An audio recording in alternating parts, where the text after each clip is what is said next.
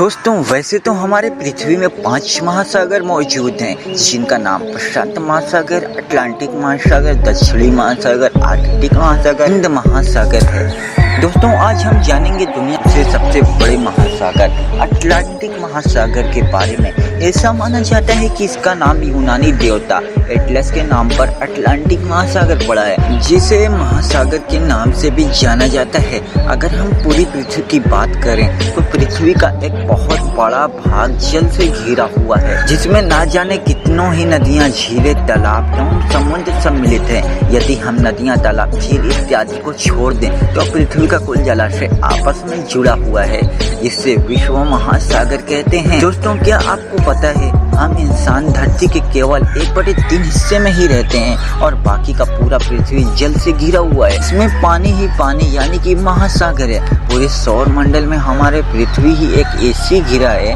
जहां पर महासागर मौजूद है, जो पूरे पृथ्वी का लगभग 70.8% भाग में फैला हुआ है।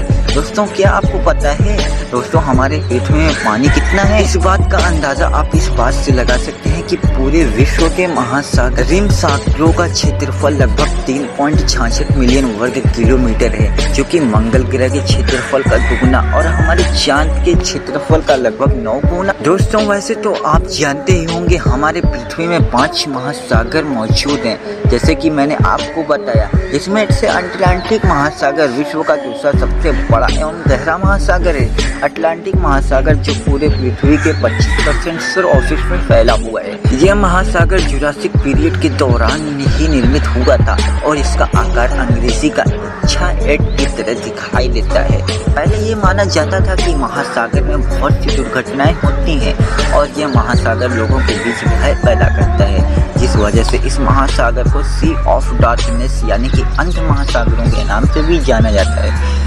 और यह महासागर प्रशांत महासागर के आधे हिस्से थोड़ा सा ही ज्यादा है। इस महासागर के 5 महाद्वीप मौजूद हैं: Asia, Europe, Africa, north America और साउथ अमेरिका, और साथ ही 133 कंट्रीज और 8 टेरिटरीज इस महासागर की सीमा को बनाती है।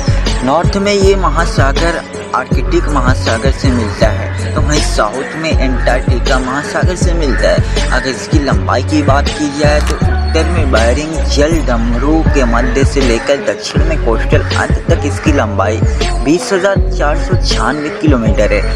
अगर गहराई की बात की जाए तो अटलांटिक महासागर का औसत हम गहराई 3,924 मीटर है, वहीं इसकी अधिकतम गहराई 8,486 मीटर है। वैसे तो इस महासागर में 19 गर्त मौजूद है। अटलांटिक महासागर का सबसे गहरा गर्त ट्रेंच है, जो कि अटलांटिक महासागर के उत्तर में स्थित है, जिसकी गहराई 920 मीटर है और लंबाई 800 किलोमीटर है, जो कि विश्व में प्रशांत महासागर के स्थित मारियाना ट्रेंच के बाद दुनिया का सबसे गहरा गर्त है।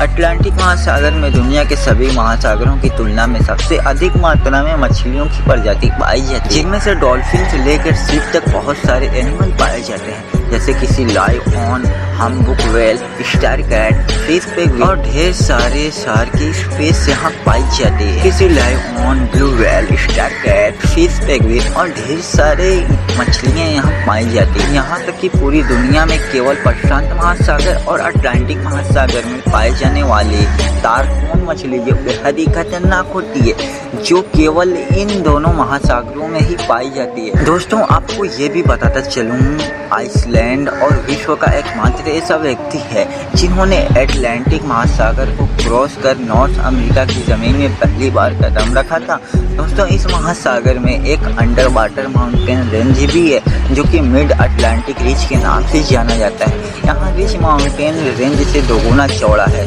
और आइसलैंड से लगभग 1000 मील दक्षिण तक फैली हुई है। अटलांटिक महासागर में बहुत सारे आइलैंड भी हैं, जिनमें से कुछ के नाम तो बहुत ही फेमस हैं, जिससे आपने जरूर सुना हो, जैसे कि ब्रह्मास, केनरा आइलैंड, एजोर्स और ग्रीनलैंड।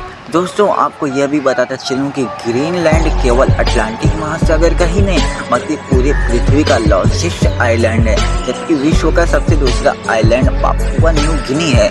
जो कि प्रशांत महासागर में स्थित है। दोस्तों, इस महासागर का पानी इक्वेटर से नजदीक जाते जाते 28 डिग्री सेंटीग्रेड तक गर्म हो जाता है। वहीं पोल ऑरेंज के निकट इसका टेम्परेचर 2 डिग्री तक पहुंच जाता है। अटलांटिक महासागर में 2 खास जलमार्ग स्पेन और मोरक्को हैं, जो कि जियो रिटल जल डमरू मध्य और तुर्की के पोरस हैं। दोस्तों, अटलांटिक महासागर के कुछ बड़े सी पोर्ट में नीदरलैंड का रोटरडैम, जर्मनी का हैम्बर्ग, यूएसए का न्यूयॉर्क, अर्जेंटीना का वेडिस और पल्मा का शामिल है। दोस्तों, इस महासागर के किनारे कुछ बड़े शहर भी स्थित हैं, जैसे कि यूकोकोमियाबे, ब्राजील का शोक, साउथ अफ्रीका का केप टाउन, यूके का लंदन और आइसलैंड का रिक्स। हर देश के कुछ विख्यात शहर स्थित हैं।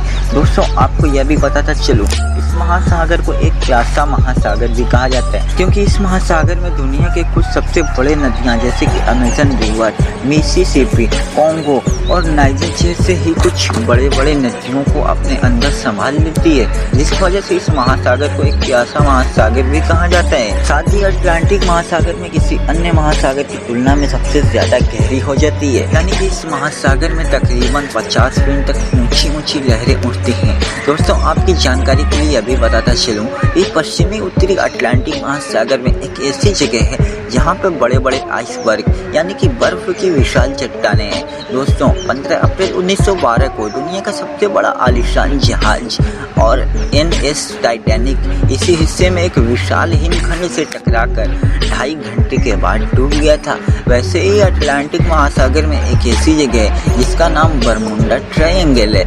यह बरमुंडा त्रिभुज भी कहा जाता है और यह त्रिकोण उत्तरी पश्चिमी महासागर के क्षेत्र में स्थित है, जिसके रहस्यों से आज तक कोई पर्दा नहीं उठा पाया। इस ट्रायंगल लकी एरिया के अंदर जाते ही जल जहाज जीवन हवाई जहाज ऑटोमेटिकली समुद्र में विलीन हो जाते हैं। ना जाने अभी तक कई सारे जहाज़ों को ये अपने अंदर निगल लिया है। दोस्तों, क्या आप चाहते हैं कि मैं बरमुंडा ट्रायंगल पे वीडियो बनाऊं? अगर चाहते हैं तो कमेंट सेक्शन में ज़रूर बताएं और ऐसी वीडियो के लिए हमारे चैनल को सब्सक्राइब करना मत भूलिएगा। मिलते हैं अगली वीडियो में, तब तक के लिए बाय बाय।